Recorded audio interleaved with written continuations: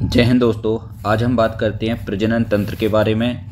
Reproduction system को अच्छे समझते हैं। वेरी इंपॉर्टेंट टॉपिक है, इसलिए इस वीडियो को शुरू से अंत तक आप जरूर देखें।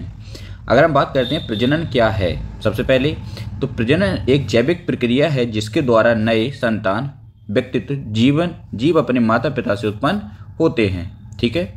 मानव प्रजनन में क्या है, मानव का प्रजनन तंत्र लैंगिक प्रकार का होता है। तो लैंगिक यानी कि लैंगिक माना सेक्सुअल एक्टिविटी का होता है। आई होप इतना समझे होंगे। आगे देखते हैं। इसमें अगर हम इसको समझें तो प्रजनन अंगों की भागीदारी सहायता से होने वाले प्रजनन को लैंगिक प्रजनन कहते हैं। पुरुषों के शुक्राणु तथा महिलाओं के अंडाणु से युग्मक का निर्माण होता है। ठीक है। आगे अगर हम पॉइंट को समझें अगर तो यहाँ पे देखें नर और मादा, नर के शुक्राणु कहा जाता है और मादा के जो अंडा होते हैं उन्हें अंडाणु कहा जाता है। ठीक है। इसमें अगर हम देखते हैं मानव प्रजनन तंत्र में बच्चों को जन्म देना विवियोपोरस कहलाता है। ठीक है। और ओविपोरस अंडे द्वारा जन्म देना कहलाता है। मानव उभयलिंगी, एक नर एक मादा यूनिसेक्सुअल होते हैं। ठीक है। इसी क्रम में अगर हम आगे देखें कुछ महत्वपूर्ण पॉइंट है, जैसे कि मानव द्विरूपता का गुण दर्शाता है। मानव द्वारा अलग अलग लैंगिक गुणों का दिखना। अगर हम बात करें प्रजनन के चरण क्या क्या हैं, तो प्रजनन में पहले आता है युग्मक जनन। क्या? युग्मक जनन। आगे देखते हैं इसके कुछ महत्वपूर्ण और भी पॉइंट हैं। पहले समझते हैं युग्मक जनन क्या होता है, इसको डिटेल समझते हैं। शुक्राणु तथा अंडाणु का बनना युग्मक जनन कहलाता है। इस प्रक्रिया में युग्मकों का निर्माण होता है। मनुष्यों में अंडाणु तथा शुक्राणु बनने की न्यूनतम आयु सीमा यौवन अवस्था 11 से 18 वर्ष तक होती है। पुरुषों में शुक्राणु बनने की अवधि आयु वृद्ध अवस्था 60 से 65 साल तक बनते रहते हैं। ठीक है। और महिलाओं में अंडाणु बनने की जो अधिकतम आयु है 50 साल तक की उम्र तक ही उनमें अंडाणु बनते हैं। इसका जो दूसरा पॉइंट है उसको हम कहते हैं गर्भाधान। नर युग्मक को मादा जननांग क्षेत्र में स्थानांतरित करना गर्भधारण कहलाता है। इसी क्रम में हम आगे देखते हैं और तीसरा है पॉइंट यहाँ पर निषेचन, फर्टिलाइजेशन। इसमें शुक्राणु और अंडाणु का संलयन का मतलब होता है मिलना, निषेचन कहलाता है। शुक्राणु और अंडाणु का निषेचन मादा की डिंबबाही नलिका यानी फैलोपियन ट्यूब में होता है। चौथा पॉइंट हम देखते हैं यहाँ पर युग्मनज। युग्मनज क्या होता है पहले उसको समझते हैं।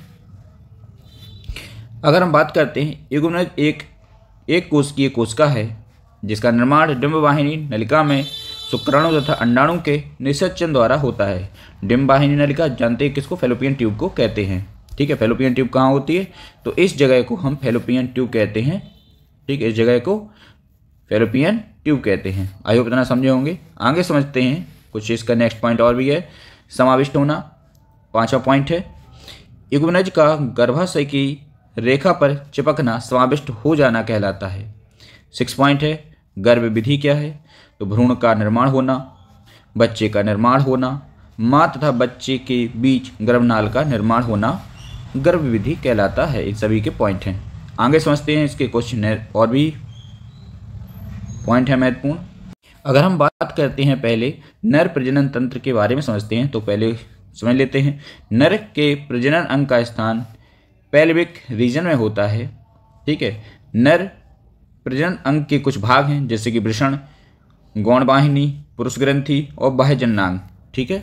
इसके कुछ महत्वपूर्ण पॉइंट हैं। अब हम पहले वृषण को समझते हैं। वृषण क्या होते हैं, तो श्रोणीय क्षेत्र के बाहर एक थैलोनुमा संरचना को अंडकोश कहते हैं। ठीक है। नर में एक जोड़ी वृषण होते हैं। वृषण में शुक्राणु का निर्माण होता है।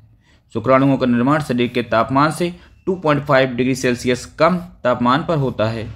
वृषण का आकार अंडाकार होता है और वृषण की जो चौड़ाई है वो 2 से 3 सेंटीमीटर की होती है।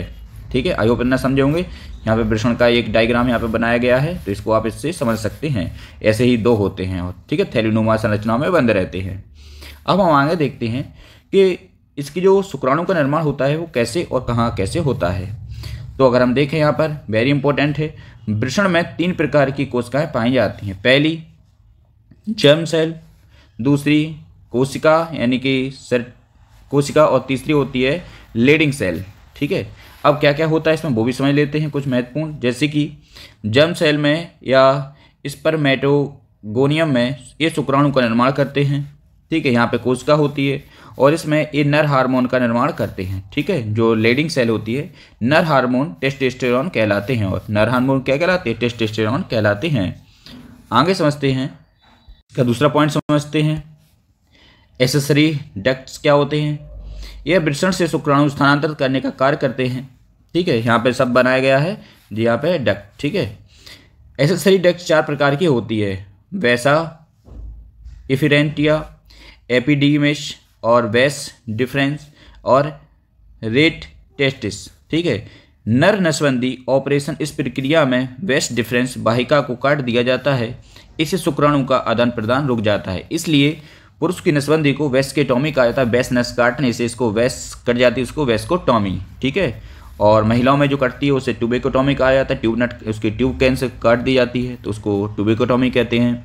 अब हम देखते हैं तीसरा, नर ग्रंथि क्या होती हैं।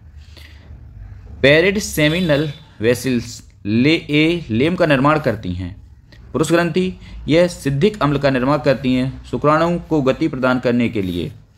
अगला देखते हैं, थर्ड पॉइंट है यहाँ पे, ए फ्रक्टोज का निर्माण करती हैं जो ऊर्जा प्रदान करती हैं। शुक्राणु प्लस फ्रक्टोज प्लस सिद्धि अम्ल इक्वल टू सीमन।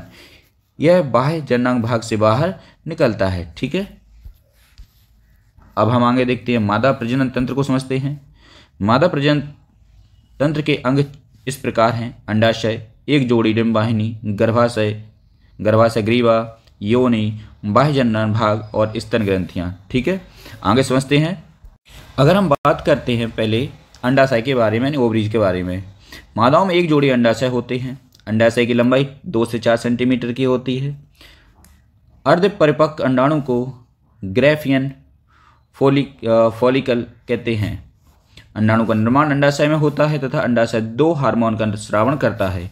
एक है एस्ट्रोजेन, मादा सेक्स हार्मोन है, और एक है प्रोजेस्टेरोन, यह प्रेगनेंसी हार्मोन है। ठीक है, नेक्स्ट पॉइंट है डिंबवाहिनी, ओवाडक्ट।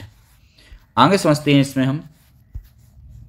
दूसरा नाम डिंबवाहिनी नलिका है। इनकी लंबाई 11 से 12 सेंटीमीटर की होती है। इसका कार्य निषेचन की प्रक्रिया को पूरा करना होता है। इसमें गर्भाशय, योनि आते हैं। ठीक है, मनुष्य में क्रोमों की संख्या 23 जोड़ी होते हैं।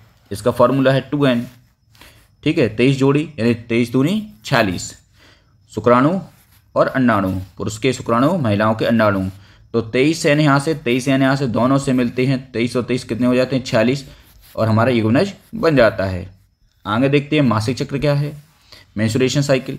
इसकी अवधि 28 से 29 दिन की होती है। पहले मासिक चक्र की आयु 11 से 12 साल की उम्र के बाद यह आते हैं। पहले चक्र को मेनार्ची कहा जाता है, अंतिम मासिक चक्र को मेनोपॉज कहा जाता है। नेक्स्ट देखते हैं शुक्राणु यानी कि स्पर्म, इसको समझ लेते हैं। वीर्य में एक बार मौजूद शुक्राणु की संख्या 200 से 300 मिलियन होती है। शुक्राणु का निषेचन दर 60% होता है।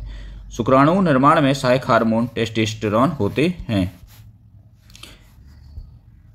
आशा करता हूं दोस्तों आपको यह प्रजनन तंत्र का जो वीडियो है जरूर समझ में आएगा। महिलाओं और पुरुष दोनों के जननांगों के बारे में बताया गया है, तो इस वीडियो को आप शुरू से अंत तक जरूर देखें। थैंक यू, जय हिंद।